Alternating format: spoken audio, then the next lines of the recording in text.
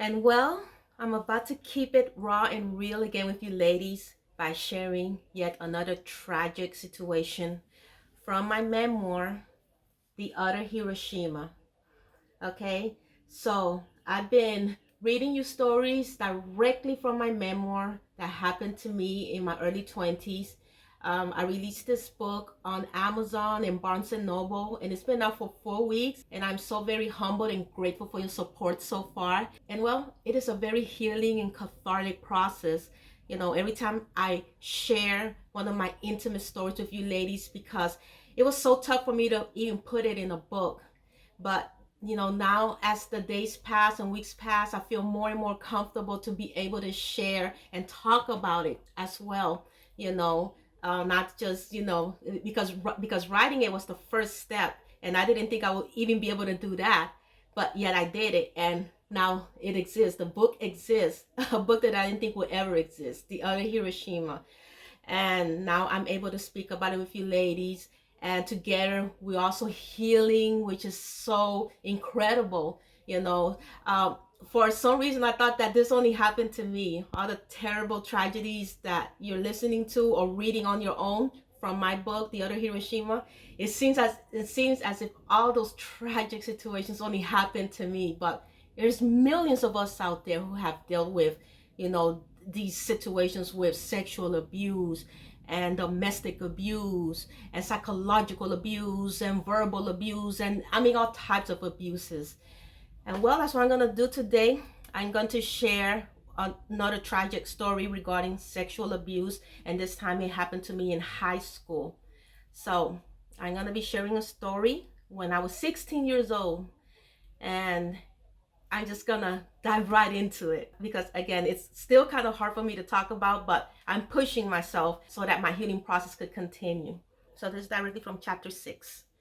I was 16 years old at the time, and I remember standing in line at lunchtime when they created this game, a game in which a male student, also standing in line, would push the entire line at full force so that everybody would drop like a stack of dominoes on top of each other.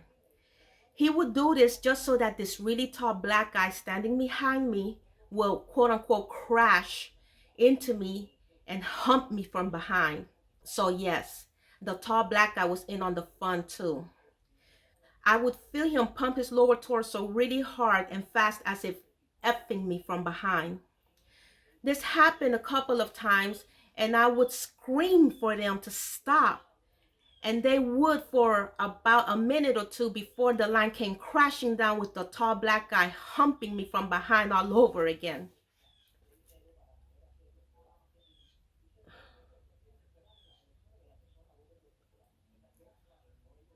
I believe that the sexual harassment began on the day I decided to wear this really short, flowery cocktail dress to school. It was blue, like the color of the sea, with bright golden suns scattered throughout. The colors were vivid and beautiful, but it was beachwear now that I think about it. A sundress, if you will. Lots of cleavage, arms and legs completely exposed. The bottom part so short that if I bent down to reach for something, everything would be exposed. I was going through a stage in my high school life when I wanted to look really sexy and cute. I wanted to fit in with the rest of the girls who were also dressing really sexy. And when one of the cool black girls gave me a slow nod of approval and said to me, "It's different, it's different." Well, I was stoked. I finally felt like one of the cool kids, not the nerdy introverted Shima anymore. Well, that was the first time the group of guys cornered me against the fence after school and began flipping my skirt up over and over again. Even as I hurried away, they were right behind me, laughing and hollering at the top of their lungs like maniacs. "Stop it!" I would spin around furiously, screaming at them. But there was no stopping the mob mentality, and they would keep at it and at it and at it, each taking turns trying to lift up my dress. I remember someone yelled at them, "Leave her alone, man!" in my defense, and one of the boys retorted, "So, That's what she get for wearing a dress like that. His tone implied, what did she expect was going to happen to her? Needless to say, that was the last time I ever wore a dress like that to school. But to my horror, I had already set a precedent. Whenever I wore a skirt, the boys would be there to flip it up. No, I never did report them. Remember, I was the kind of girl who bottled things up inside. The A and B student became a C, D, and F student. So, yes, my grades suffered tremendously because of this. So did my perfect attendance record. I started to stay home more and more often, just not caring anymore about my studies or graduating. I also never did attend my prom, never had any desire for it. I just became more and more reclusive and disgusted with school until one day I said, screw this, and quit. And then I'll go on to explain how, I attended night school, and then from night school, after getting my high school diploma in night school, I enrolled in college, and I explain it all in this chapter. And yes, I am still very emotional regarding that, um, you know, that situation in my life with the sexual harassment from the boys at school. As you can see, that is some real stuff. They really will blame you, the female, for enticing them with what you wear. I mean, it was as clear as day. Oh, that's what she get for wearing a dress like that. And the Marvel boys would just continuously attack me over and over again, all because I wanted to be one of the cool kids. And well, even though and regarding the boy regarding the boy at lunchtime, the one that was standing behind me, pretending that he wasn't part of the game they were playing, pushing the line so that he would fall on top of me and help me from behind. Even though that boy's penis didn't go directly inside me, I still felt his violation against my behind, through my clothes. Again, without my consent. I feel his penis, through his clothes, um, you know, gyrating against my behind. And remember that I was the kind of girl who was saving herself. I didn't know what a penis felt like, Up to that point, I was 16 years old. And in a way, that was kind of like my introduction to what a penis felt like, even though it wasn't the actual thing. It was through my clothes, thankfully, but it was such a violation, you know. I felt psychologically raped, and of course, that affected me in several different ways throughout my life. I mean, back then, what I would do was starve myself and get so skeletal that it would frighten my entire family. I also wrote about my tragic eating disorders, in my book. It's also documented in here, dying to be thin. I also, read a portion of that chapter to you ladies a few weeks ago. And well, during the sexual harassment in high school, in order for me to cope with the violation, I would starve myself.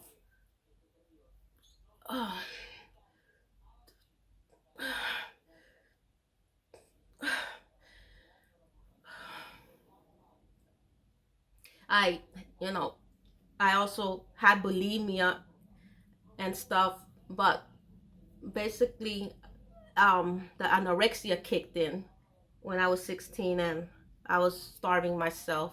I mean, it was just too much. It was just too much. I was also a victim. Again, I was victim blamed, and words also get stuck in your head, and at least it gets stuck in my head, and it will repeat itself. Oh, that's what you get for wearing a dress like that. Again, victim blaming, and that I was, basically telling me and telling everybody that can hear that, oh, she's a slut, a whore, and that's what she gets for wearing a dress like that, for wearing clothes so revealing like that. And it really, really psychologically affected my life. That I got exactly what I deserved. Another degrading, dehumanizing, humiliating, traumatizing experience. One out of so many that I've already, shared with you ladies. And again, with the sexual harassment in the lunch line, I still remember how my neck and my ears and my face got so hot from the humiliation. Again, it was just too much. It was just too much. So yes, it's been very, very rough for me, as you can see, ladies. From all of the personal tragic stories you will find in my book, The Other Hiroshima. I mean, it's like one after the other. It just one right after the other, and it's unbelievable. When I sat down to write my book, I can't believe how many tragic situations, how many humiliating, dehumanizing, traumatizing situations, I had to recall, as I was writing this book. I can't believe it was that many. And that's why it's just so freeing, so cathartic, and so necessary for me, to share this with the world, so I can release, my demons, my tragic past, and release all that weight off of my shoulders. And I'm not that same girl anymore who bottled things up inside. I'm releasing it now. I'm finding the courage. It take a long time, but at least I found my courage. And I hope that you ladies who have gone through similar things, tragically, if you've gone through similar things, you somehow find your courage to release your tragic past, to release your demons, to conquer, to conquer all those horrible memories, and so you can live a peaceful life. We only live once. We deserve to live a very peaceful life while we're here on this earth. It's unfair to us, that we only get one life and we have to live it with all this misery inside of us. And that's unfair. And I hope that I am encouraging you and inspiring you somehow as I share my tragedies, which is, as you can see, extremely difficult to share. But I'm putting myself out there, I'm putting myself out there so that, of course I can heal, and then hopefully many of you, can be inspired by this and heal as well in your own special way. So Shima girls, thank you so very, very much, for spending this quality time with me. Hopefully it has been quality time on your part. And again, my memoir, The Other Hiroshima, can be found on Amazon as well as Barnes & Noble. I made it available in 3 different formats: ebook, paperback, hardcover. Remember that the ebook and paperback contains color pictures. Okay, so if this paperback that I have, actually it's the Barnes & Noble. Here are the color pictures, okay? So this one contains color pictures, ladies. The paperback contains color pictures, while the hardcover contains black and white pictures. And the ebook contains color pictures as well. The ebook, of course, is the easiest one because it's instantaneous and it goes directly to your phone, to your laptop, to your Blueberry instantly. So if you love digital, it's in digital format as an ebook. Remember what I said, I'm not this huge superstar, just this ordinary girl from YouTube. And that's why it means the world to me that, at least, if I touch just one of you with my stories, it's remarkable. It's a remarkable triumph.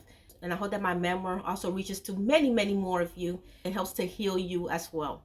Again, for the newbies, I am the Other Hiroshima.